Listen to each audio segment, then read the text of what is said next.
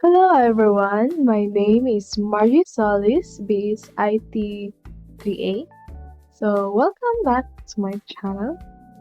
So here I am discussing you my working with interactive multi-module GUI development using Java AWT components. So previous video, I showed to you my simple Java AWT with my booking module in my Salon system. So here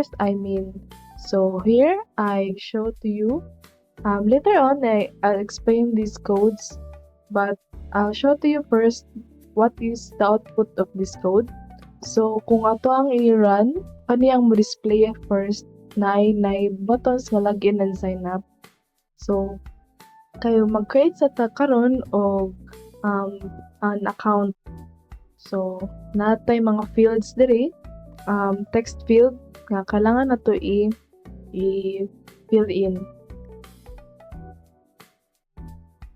Mag-type ta diri, then ato ang i-direct ta siya sa sign up nga button na message nga kailangan gid nato siya enter ang username nga kung field nga wala na butangan. Mahimo ni siya nga required gyud nga kani siya nga text field is required siya.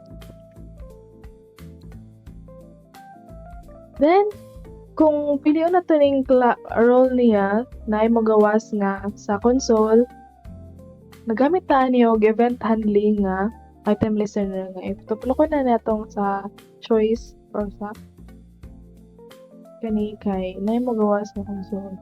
Then ato lang pilion is client, then na magawas nga message nga ang username na mo store niya ang username, then ang client nga role niya. Then login na ta. Kani siya same po ni siya sa sign up nga naa po siya validations. Then sign up. Same again sa sign up na role na ay event handling na item listener. Then if try na to ang admin kay naay message nga admin is currently under development, please check back later. So role-based din siya nga kailangan kung unsa nga atong pilion nga client is mo po na siya ang kung unsa nga window ang magawas. So atong try ang client, logged in as client. So muna na siya ako ang dashboard sa ako ang client side na ang atong navigations ani kay buttons lang sa.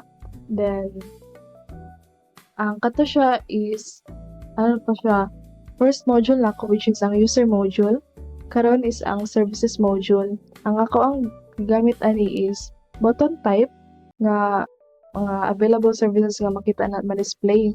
So kani siya if tuplokon ni nato na console ani nga atong gigamit ani is mouse listener kung tuplokon ang kaning services button na console gawas, then no map, then mag-yes ta atong gipili gay na is nail gel. So nay mo gawas nga nail gel rag semi-responsive na pud siya. Kani pang button responsive na pud siya kung atong i-remove mawala siya. And mag-add ra ta nail color. Yes, nail color mag-change pud siya. Ang kaning price niya is wala dili pa kay na siya sensitive. Again, excuse me sa background. Continue. So ang atong date and time wala katong sa previous video is nalang ko i-change ani nga iyang spacing sa margin. So mura gyapon to siya.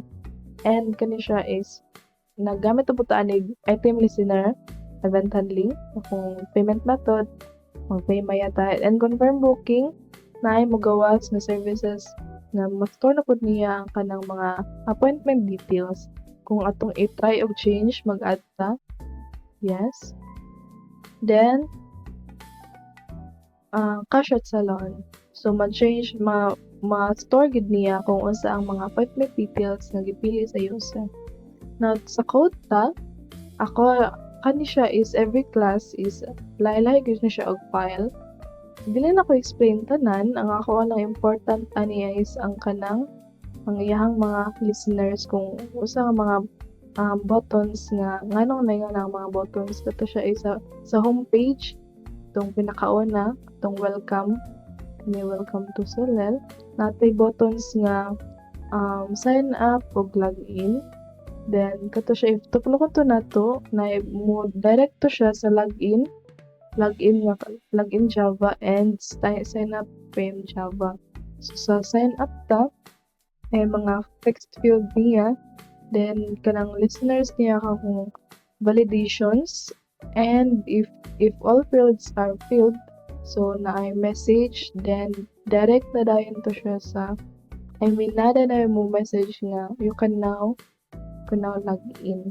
Then for back button and katong item listener nga katong sa role, and same sa login na-upload to siya validations and kanang message nga sa admin ay message nga admin is currently under development ng else logged in as, then direct to siya sa home Java, which is kani. So natay ang katong navigations nato nga buttons atong gamit, and katong kaning if ang sunod aning mga buttons is kani kung unsay sunod ato kaning welcome, kaning sa about us content na siya label sa takaron, then profile, then ang kaning panel is madirect to siya sa private method, which is sa pinakaubos. Then katong mga navigations kay mo direct to siya sa katong kaning mga panels kato sa navigations, and setups and close kato siya ay sa private panel nga katong book nga navigation. So muna ni siya ang mogawas na services nga makita nga ang gamit nato is buttons na 2 rows na 3 columns. And for string services, kung tuplo ko itong mga buttons, nagamit atong mouse click, kan parehaan niyo, mouse click on hair color, then mo direct to siya sa confirmation. Kung tuplo ko itong button services na ay services nga add service name, parehas aning hair color, add hair color to booking, if confirmation, then direct to siya sa booking Java nga mag-book na dayon ta for appointment details. Now karon sa book Java, sa previous video gamay lang akong change ani para sa aning nag-add ko aning remove button para sa kaning sa services nga atong gipili nga for string. Nagamit po ta o kaning sa confirmation nga kung tuplo ko tong button is naay mugawas nga like as invoice na katong atong gipili sa user nga mga appointment details and sa services. And so far mapato akong nahimo, and pasin sa mga sunod na akong mga videos is fully functional na gud siya kay wala pa man to siya na connect sa database. So hinahayan lang ta karon. That's all guys, thank you.